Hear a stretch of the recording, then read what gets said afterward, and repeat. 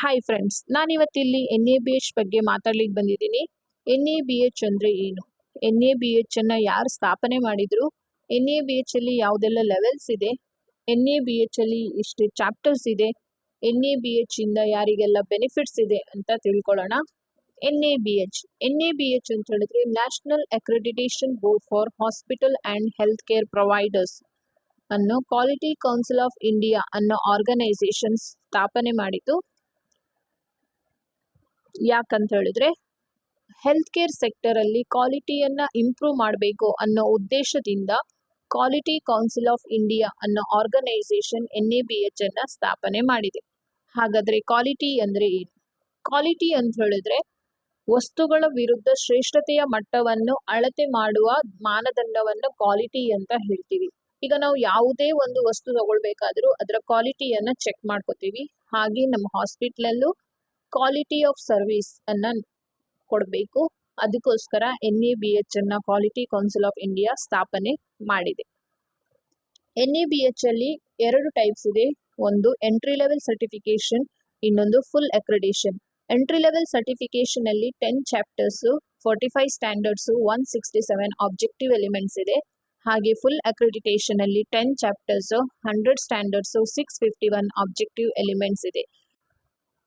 Entry level certification for HCO ಮತ್ತೆ entry level certification for HCO ಅಂತ ಹೇಳಿದ್ರೆ, HCO ಅಂತ ಹೇಳಿದ್ರೆ ಹೆಲ್ತ್ ಕೇರ್ ಆರ್ಗನೈಸೇಷನ್.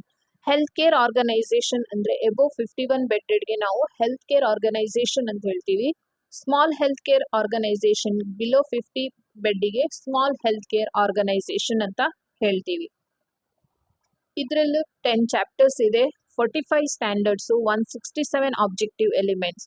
ಸ್ಟ್ಯಾಂಡರ್ಡ್ಸ್ ಮತ್ತೆ ಆಬ್ಜೆಕ್ಟಿವ್ ಎಲಿಮೆಂಟ್ಸ್ ಸ್ವಲ್ಪ ಡಿಫ್ರೆನ್ಸ್ ಇದೆ ಹೆಲ್ತ್ ಕೇರ್ ಆರ್ಗನೈಸೇಷನ್ ಮತ್ತೆ ಸ್ಮಾಲ್ ಹೆಲ್ತ್ ಕೇರ್ ಆರ್ಗನೈಸೇಷನ್ಸ್ಗೆ. ನೆಕ್ಸ್ಟ್ ಚಾಪ್ಟರ್ಸ್ ಬಗ್ಗೆ ತಿಳ್ಕೊಳ್ಳೋಣ. ಟೋಟಲ್ ಆಗಿ 10 ಚಾಪ್ಟರ್ಸ್ ಇದೆ. ಅದರಲ್ಲಿ 5 chapter related to patients centred standards. ಉಳಿದ 5 ಚಾಪ್ಟರ್ ಆರ್ಗನೈಸೇಷನ್ ಸೆಂಟರ್ ಸ್ಟ್ಯಾಂಡರ್ಡ್ಸ್. ಅಂದ್ರೆ 5 ಚಾಪ್ಟರ್ ಪೇಷಂಟ್ ರಿಲೇಟೆಡ್ ಆಗಿರುತ್ತೆ, ಇನ್ನು ಉಳಿದ 5 ಚಾಪ್ಟರ್ ಹಾಸ್ಪಿಟಲ್ ರಿಲೇಟೆಡ್ ಆಗಿರುತ್ತೆ, ಮ್ಯಾನೇಜ್ಮೆಂಟ್ ರಿಲೇಟೆಡ್ ಆಗಿರುತ್ತೆ.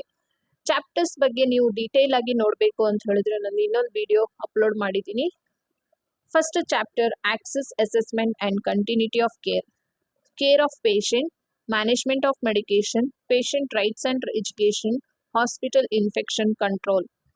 ಆರ್ಗನೈಸೇಷನ್ ಸೆಂಟರ್ಡ್ ಸ್ಟ್ಯಾಂಡರ್ಡ್ಸ್ ಅಲ್ಲಿ continuous quality improvement, responsibility of management, facility management and safety, human resource management, information management system. ಈ chapters ಬಗ್ಗೆ ನೀವು ತಿಳ್ಕೋಬೇಕು ಅಂತ ಹೇಳಿದ್ರೆ ನಾನು ಇನ್ನೊಂದು ಅಪ್ಲೋಡ್ ಮಾಡಿದ್ದೀನಿ. ಈ ಚಾಪ್ಟರ್ಸ್ ಬಗ್ಗೆನೇ ಒಂದು ವಿಡಿಯೋ ಅಪ್ಲೋಡ್ ಮಾಡಿದ್ದೀನಿ, ಅದನ್ನ ನೋಡ್ಕೊಳ್ಳಿ. ಡೀಟೇಲ್ ಆಗಿ ಹೇಳಿದ್ದೀನಿ. Next NABH accreditation process.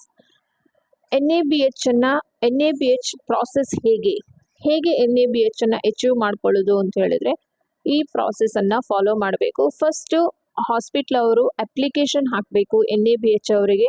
ನಾವು NABH ಮಾಡ್ಕೊಳ್ಳಿಕ್ಕೆ ರೆಡಿ ಇದ್ದೀವಿ ಅಂತ ಹೇಳಿ ಕೆಲವೊಂದು ಡಾಕ್ಯುಮೆಂಟ್ ಅನ್ನ ಅವರಿಗೆ ಅಪ್ಲೋಡ್ ಮಾಡಬೇಕಾಗುತ್ತೆ. NABH ಅವರು ಆ ಡಾಕ್ಯುಮೆಂಟ್ಸ್ ಅನ್ನ ರಿವ್ಯೂ ಮಾಡ್ತಾರೆ. ಏನಾದ್ರೂ NC ಅಂತ ಹೇಳಿದ್ರೆ ನಾನ್ ಕಂಪ್ಲೈನ್ಸಸ್, ಏನಾದ್ರೂ ಕ್ವೆರೀಸ್ ಇದ್ರೆ ಅದನ್ನ ರೇಸ್ ಮಾಡ್ತಾರೆ.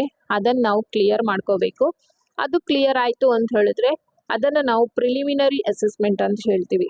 ಅದು ಕ್ಲಿಯರ್ ಆಯ್ತು ಅಂತ ಹೇಳಿದ್ರೆ NABH ಅವರು ಆನ್ ಸೈಟ್ ಸರ್ವೆಗೆ ಡೇಟ್ ಫಿಕ್ಸ್ ಮಾಡ್ತಾರೆ. ಅಂದ್ರೆ ಆಡಿಟಿಗೆ ಒಂದು ಡೇಟ್ ಫಿಕ್ಸ್ ಮಾಡ್ತಾರೆ. ಅವತ್ತು ಅಸೆಸರ್ ಬಂದು ಇನ್ಸ್ಪೆಕ್ಷನ್ ಮಾಡಿ ಅವತ್ತೇನಾದ್ರೂ ನಾನ್ ಕಂಪ್ಲೈನ್ಸಸ್ ಇದ್ರೆ ಅದನ್ನ ರೇಸ್ ಮಾಡ್ತಾರೆ. ಅದನ್ನ ಕ್ಲಿಯರ್ ಮಾಡಿದ್ಮೇಲೆ ನಮ್ಮ ಅಪ್ಲಿಕೇಶನ್ ಅಕ್ರಿಡೇಷನ್ ಕಮಿಟಿಗೆ ಫಾರ್ವರ್ಡ್ ಆಗುತ್ತೆ. ಅಕ್ರಿಡೇಷನ್ ಕಮಿಟಿಯಲ್ಲಿ ಒಂದು ಡಿಸಿಷನ್ ತಗೊಳ್ತಾರೆ, ಹಾಸ್ಪಿಟ್ಲಿಗೆ NABH ಕೊಡಬೇಕಾ ಬೇಡವಾ ಅಂತ ಹೇಳಿ. ಅವರು ಡಿಸಿಷನ್ ತಗೊಂಡಾದ್ಮೇಲೆ ಸಪೋಸ್ ನಿಮ್ಗೆ ಏನಾದರೂ NABH ಸಿಕ್ತು ಅಂತ ಹೇಳಿದ್ರೆ ನೀವು ಯಾವ ಲೆವೆಲ್ ಅಲ್ಲಿ ಎಂಟ್ರಿ ಲೆವೆಲ್ ಮಾಡ್ಕೊಂಡಿದ್ರೆ 2 ಇಯರ್ಸಿಗೆ ಅಥವಾ ಫುಲ್ ಅಕ್ರೆಡೇಷನ್ ಅಥವಾ ಎಂಟ್ರಿ ಲೆವೆಲ್ ಯಾವ್ದು ಮಾಡ್ಕೊಂಡಿದ್ದೀರೋ ಅದಕ್ಕೆ ಇಷ್ಟು ಪೀರಿಯಡ್ ವ್ಯಾಲಿಡಿಟಿ ಅಂತ ಸರ್ಟಿಫಿಕೇಟಿಗೆ ಇರುತ್ತೆ. ಅದಾದ್ಮೇಲೆ ನೆಕ್ಸ್ಟ್ ಸರ್ವಿಲೆನ್ಸ್ ಆಡಿಟ್ ಇರುತ್ತೆ, ಅದನ್ನು ಹಾಸ್ಪಿಟ್ಲ್ ಅವರು ಫೇಸ್ ಮಾಡಬೇಕಾಗತ್ತೆ. ಓಕೆ, ಇದಿಷ್ಟು ಅಪ್ಲಿಕೇಶನ್ NABH ಪ್ರಾಸೆಸ್ ಆಯಿತು. ನೆಕ್ಸ್ಟ್ NABH ಆದರೆ ಯಾರಿಗೆಲ್ಲ ಬೆನಿಫಿಟ್ ಯಾರಿಗೆಲ್ಲ ಇದೆ? patient, benefit to the patient, good health outcomes, client satisfaction, patient satisfaction, value for money, less frustration. ಒಳ್ಳೆ ಹೆಲ್ತ್ ಔಟ್ಕಮ್ ಬರುತ್ತೆ, ಪೇಷಂಟ್ ಸ್ಯಾಟಿಸ್ಫ್ಯಾಕ್ಷನ್ ಇರುತ್ತೆ, ವ್ಯಾಲ್ಯೂ ಫಾರ್ ಮನಿ, ಫ್ರಸ್ಟ್ರೇಷನ್ ಕಮ್ಮಿ ಇರುತ್ತೆ. ಬೆನಿಫಿಟ್ ಟು ಹೆಲ್ತ್ ಪ್ರೊವೈಡರ್ಸ್, ಎಂಪ್ಲಾಯೀಸ್ಗೆ ಏನೆಲ್ಲ ಬೆನಿಫಿಟ್ ಇದೆ? Health staff become more satisfied with their work. Health workers understand patients better. Information flow among staff is improved. Health staff who perform well are rewarded. Benefits to the health institution ಅಂದರೆ ಹಾಸ್ಪಿಟ್ಲಿಗೆ ಏನೆಲ್ಲ benefit ಇದೆ? Patient become more satisfied with the service. More patients may use our service. The environment will become clean and beautiful. The facility will have a good reputation.